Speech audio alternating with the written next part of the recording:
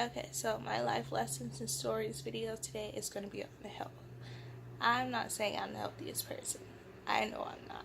I would prefer fried chicken fingers over a salad most days. Some days, throw the fried chicken fingers in a salad, put some ranch on it. Be healthy, girl.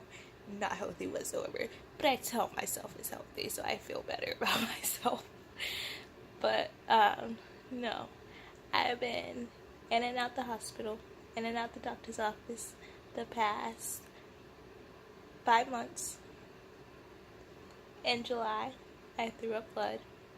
Apparently tore something in my body. Not fun. Had to take medication for that. And then a few months ago, I went back to the doctor, like a regular doctor, not the ER this time. And I was telling my doctor about how I felt shitty all the time. And how whenever I ate, I would either get really, really lightheaded or I would get really, really nauseous and feel like I'm going to throw everything I ate back up. And they're like, oh, no problem. We have medication for that. Got medication for that.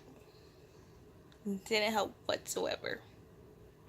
So in the past 4 months, I lost a lot of weight. I lost like 68 pounds. No joke. No exercising, no nothing. Lost 68 pounds. Not healthy for me because I don't like to be 68 pounds later. I would like to say at my 163 pounds that I've been since 8th grade. I'm okay with that. I accepted that. Now I'm tiny. It's very, very weird. And at this point, my hair is falling out. Not normal. It makes me fucking cry because I love my hair. Not that I have the best hair in the world, but it's my hair. And every day to see it falling out, it makes me really, really sad. Because society puts on this pressure on girls that, oh, your hair has to be this way, your hair has to be that way, and you have to look a certain way. And from when you're little, guys tell you, no, I like girls with long hair. I don't like short hair. And at the time, you're like, okay, Patrick, nobody fucking asked you what you like. I'm not trying to date you. Get the fuck out of my face.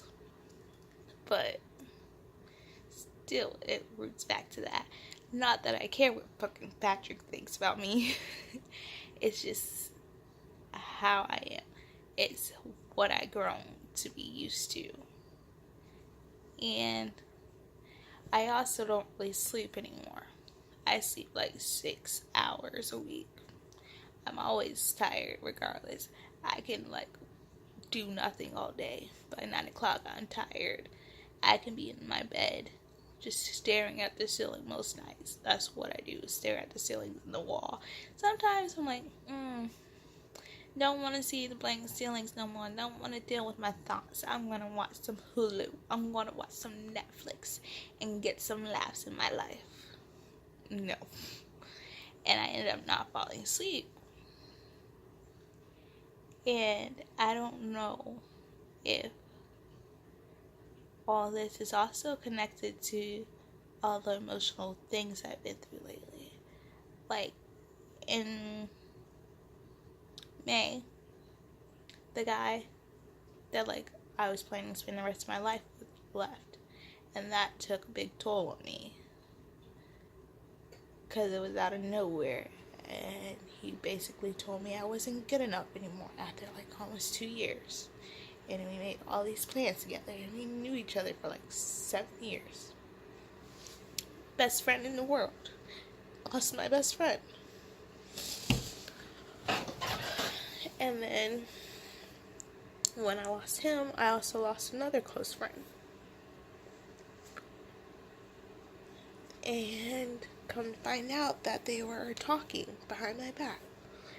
That was like emotional to deal with. And so I had people that made it easier, but I still had to deal with a lot of stuff by myself. I told them I was fine. I will always tell everybody I'm fine, regardless of whether I'm fine or not, because, like I tell the people in my life, my burdens aren't your burdens. They're mine to deal with. I will help you with your burdens that you have, but I don't need your help. Because at the end of the day, it's my choices that put me where I am. And it's my choices that affect my life. Like, I can sit here and I can list all the burdens I have, and I can list all the bad I've done in my life. But that's not going to help anybody. So, there's mental health, there's physical health, and there's emotional health. Physically, my health is shitty. Basically, I feel like my body is slowly shutting down on me. And I can't stop it. And it really sucks. Emotionally,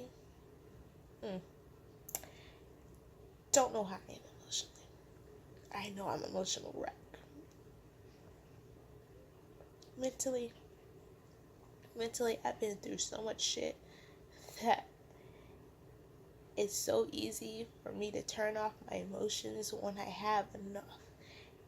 And everybody will sit here and tell me, oh, you wear your emotions on your sleeves. You wear your emotions on your sleeve. You don't turn off your emotions. You don't hide your emotions. Yes, I do hide my emotions, but I'm not hiding them from you because I have no reason to hide them from you. Because if I show you my emotions, that means I trust you.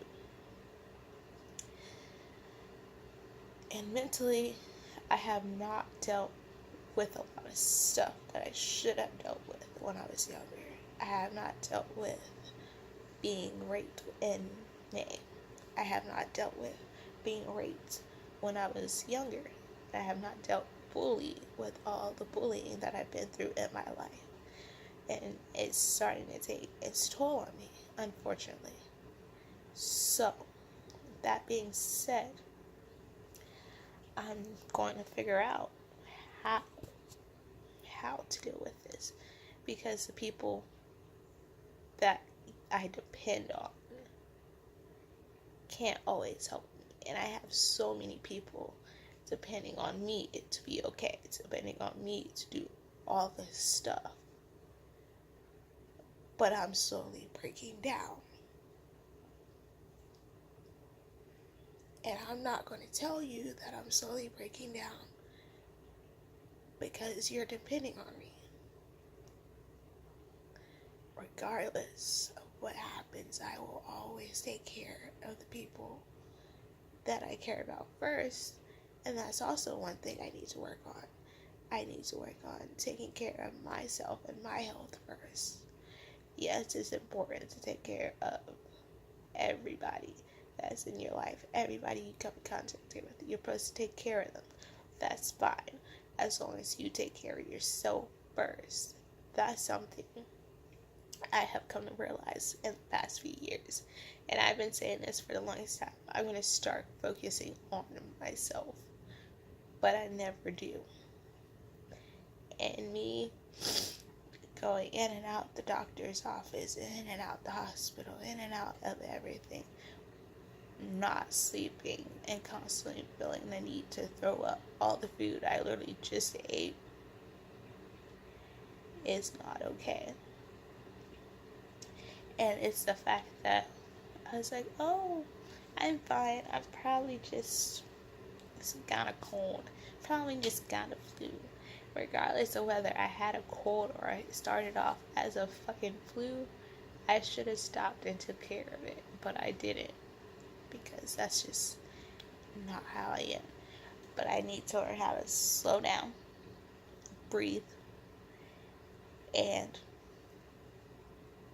not charge in. Sorry, I'm taking care of my sister's dog. But I need to learn how not to charge into everything around me.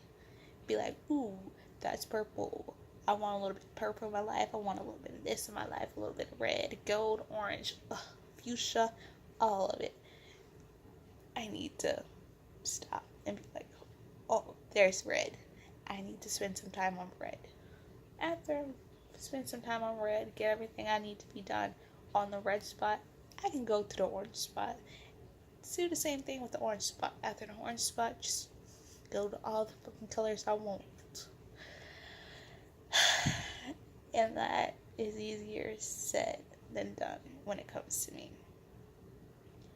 Because I will always try to, like I said, always try to put everybody else first. And it's not the best idea. Because maybe if I did slow down, I wouldn't be as sick as I am. Because then I would realize that something was actually wrong and went to the doctor sooner. Like, the first time I went to the doctor is when I was throwing up blood. Like, literally, I woke up for work, got dressed, felt sick, threw up blood, laid in my bed for like 5 minutes, and I was like, okay, regardless of whether I feel like crap or not, I gotta go to work. I got bills to pay. People are depending on the money that I get from this job. So I went up, I got to work. I had 2 jobs at the time, got to my first job.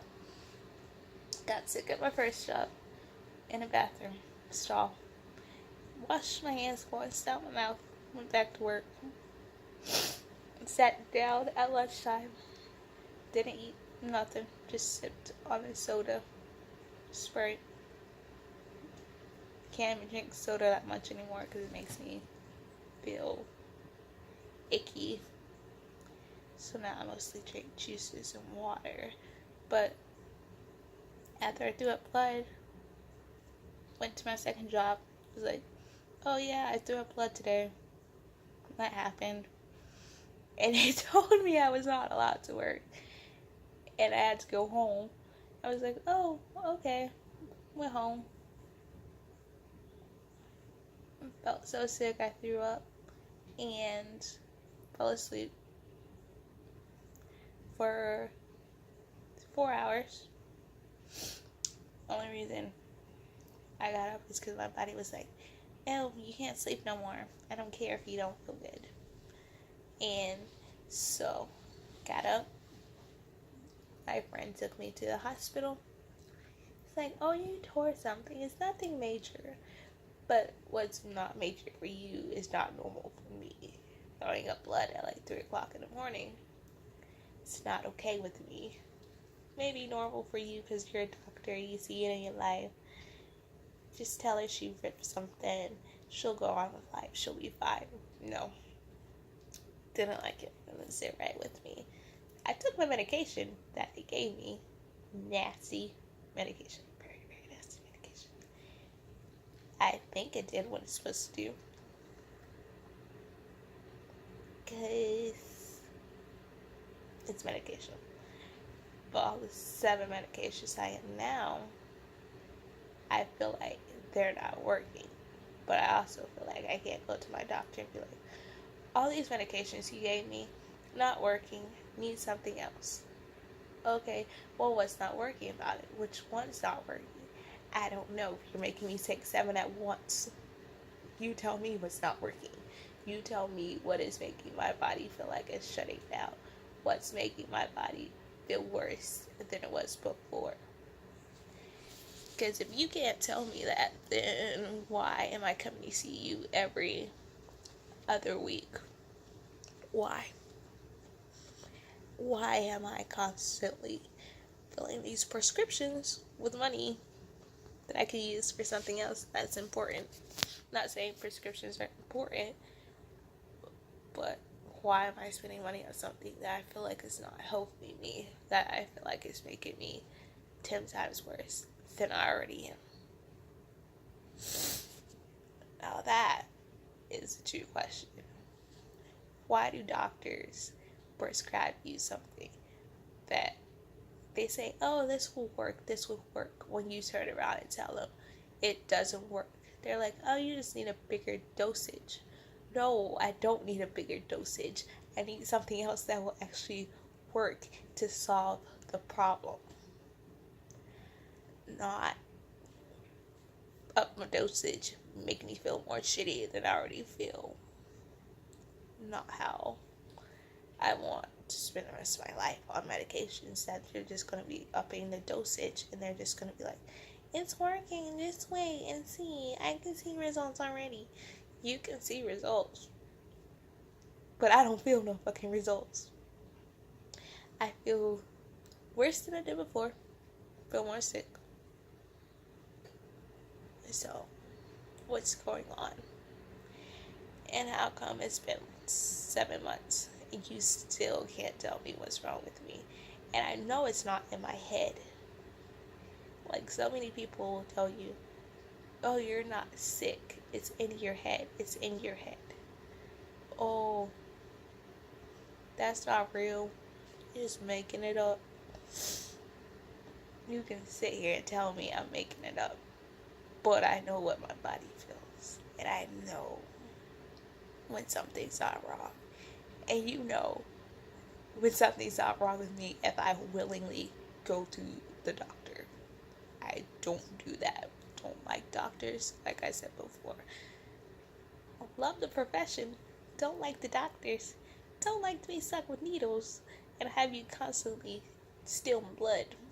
The blood is supposed to be inside my body where it belongs, to run your little test, to come back and tell me, oh, they came back negative. Oh, I don't know what's wrong with you. I'm gonna have to take another tube of blood. No, Becky, stop stealing my blood. I want blood inside my body. Gosh. And it's just like, okay. And going through this mostly by yourself, because one person you want to talk to about it, the one person you want to tell everything about this whole situation to, is secretly talking behind your back, is another emotionally and mentally tiring thing that you have to deal with. And you have to act like, oh, I don't know if you're talking about me behind my back. I don't know anything. But when you come to me and tell me, oh yeah, we were talking about you, but it wasn't bad, it wasn't good. And you're just like, oh, you're talking about me? I didn't know. What was the conversation about? Oh, I can't tell you, but I can tell you this, and this. Oh, okay. I'm sorry you feel like you have to talk about me instead of coming and talk to me, because I'm apparently an ultimate bitch. Or whatever you want to think of me. Sorry, I have a runny nose right now. But, no. That's mentally tiring. Physically, it's not anything physical, but mentally, it's like your mind's running a marathon trying to figure out what's wrong with you, for the fact that the person you care about most in the world is sitting here talking about you, and you have to act like you don't know. That's also very, very tiring, mentally and emotionally. And you acting like, oh, I don't know. It's going to be your constant answer of that. And in the past few months, I did meet a guy. Liked the guy very much. But he's not the guy for me. And I know this. And yet, I still wanted to try. And that was an emotional toll on me. Because I know when I should give up on people. But I just don't want to give up on people. I want to try to make things work. And I want to try to keep you in my life. Because I trust you. And I don't trust very many people. And I care about you a lot. So, that is another emotionally, mentally breaking thing to add to your list to deal with when you're sick and you can't talk to anybody about it. Because, like I said, the person you want to talk to about this situation, because you know they're the person that's going to actually stay with you. You can't talk to them about it. It's also mentally and emotionally tired fighting a fight with somebody who's fighting against you, but turns around and tells you, oh, I care about you a lot. This is going to happen. This is going to work. I'm going to work for it. But I take a step back and I realize, and I breathe, and I come to the conclusion, you're not trying for it. Because if you were trying for it, everything I do, you wouldn't watch so closely and you wouldn't point out the flaws that I constantly do and blame everything I do and every issue that we have, you wouldn't blame it on me. That's mentally and physically and emotionally jarring and exhausting and not healthy. So,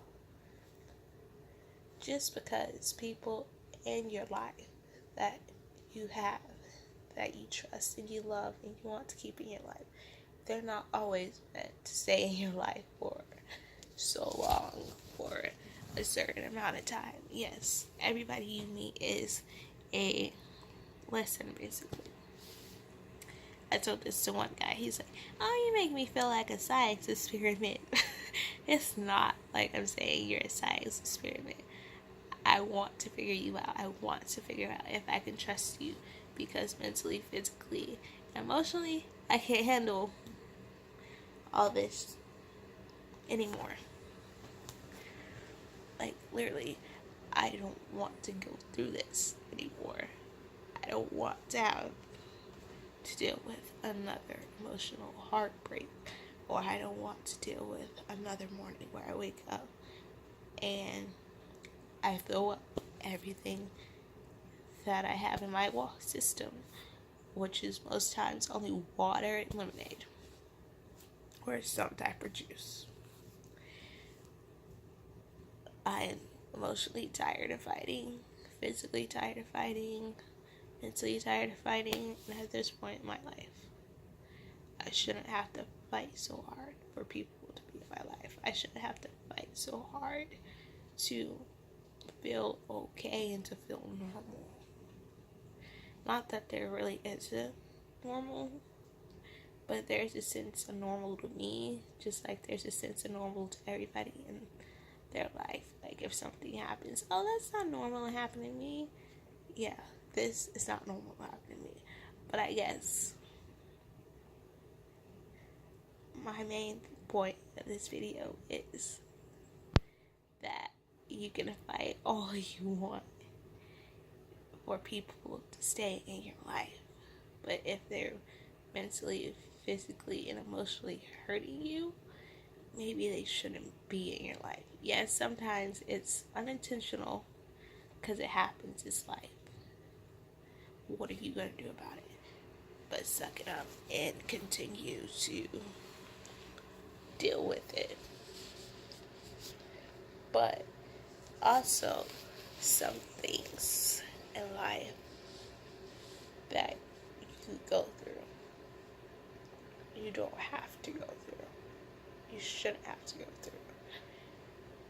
And everything that happened in your past, as much as you want to bury it and push it away and act like, oh, that never happened. What are you talking about?